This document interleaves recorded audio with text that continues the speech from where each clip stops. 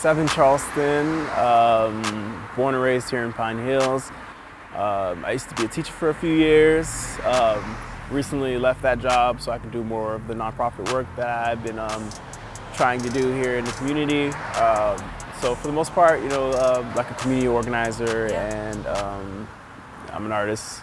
What's pulled your heart to that nonprofit world and community advocacy? We call it the Seeds of Pine Hills. Las Semillas means the seeds in Spanish. For the most part, it started in like 2020 when a lot of the organizations that I knew of were really in dire straits, and they didn't have the resources to continue to do the services that they do. There's these churches that have these large spaces, and they only use them like one day a week, and during the pandemics, a lot of churches weren't even using them for that one day. I reached out to a few of them and let them know, they can do this service for the community, and I can get all the tools that we need to be able to build this thing, and have somewhere that people can come get food and learn about what it means to fight for food sovereignty in that way. I've known a decent amount of people in Pine Hills, so I just kind of reached out to some people to see if they could help out with different organizations. I kind of just connected all these different groups, mentorship groups, food pantries, people who do community gardens, etc., youth groups, after-school programs, and just kind of formed this network of people working in Pine Hills to try to help them better service Pine Hills. It sounds like it's not an easy task what you do, connecting all those dots to help people. Why do you do it? Yeah, it's difficult, especially me. I'm not someone you would call wealthy or even sufficient, For the most part, I'm using most of my funds to run most of the operations that we do. And I feel like it's important for, a community like Pine Hills, that's like a lower socioeconomic community, to have people who are organizing who knows what it means not to be able to have the means to eat or even pay their bills. So tell me a little bit about this wall. It's beautiful.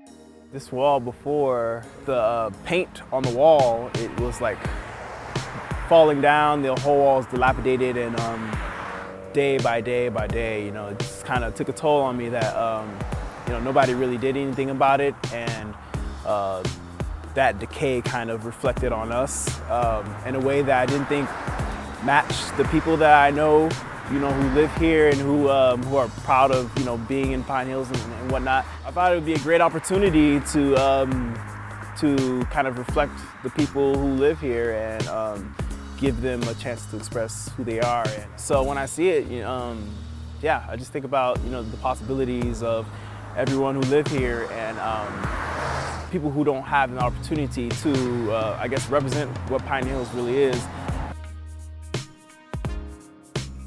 Here you are, my love. Appreciate it. You're welcome. This is Mr. Quick's. It's been here for at least 40 years. It's one of the buildings that, it's kind of like a core memory for me. Driving by, passing by, and actually eating here, when I was in middle school. It's central to Pine Hills. Been a part of the community for so long. This is where we had breakfast. So when I was 12, it's the first place I came. Ever since then, I've been sitting in kind of the same table and ordering a mushroom omelet. Do you feel that same kind of community vibe when you come to a place like this? Yeah, definitely. They have a lot of regulars here. It's kind of entertainment to watch them interact with each other. Yeah. Why is it important to amplify community voices? We don't amplify those voices, nobody's going to do it. So, we're not going to get heard, or whatever narrative there is out there for us is going to be the only one. I feel like there is a lot that goes on within Pine Hills that a lot of residents don't really feel connected to.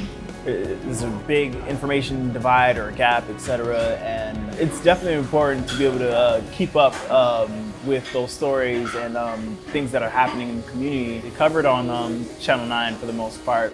What do you think is the best part of what you do? The best part of what I do, I guess that people feel like they have someone they can trust, and I feel the weight of that trust all the time, and it's an integral part of building strong communities, having people within there that you can trust.